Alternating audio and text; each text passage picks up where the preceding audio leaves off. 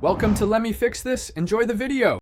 You start by confirming your data is numeric and contiguous so Excel can compute the median.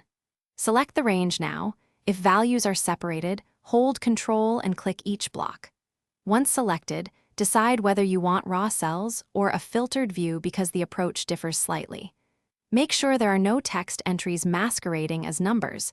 Convert or remove them. This first step prevents errors and ensures you will get the correct median when you use the formula next. Now enter the formula to compute the median. For a simple list type equals median, A2, A50, and press enter, Excel returns the middle value automatically. If you need a conditional median, use equals median, filter, A2, A50, B2, B50 equals yes, so only matching rows count. Once done, consider wrapping the whole expression in IFR to show a friendly message if no results exist. These formulas handle both full ranges and dynamic. Finish by validating the median and troubleshooting common issues. You should visually inspect for hidden rows or blank cells that distort the result, and confirm numbers aren't stored as text. Convert them if needed.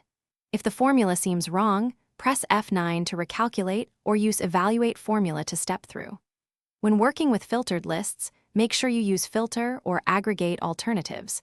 If problems persist, recreate the range in a clean sheet to isolate the error. Thanks for watching. If you found this helpful, don't forget to like and subscribe.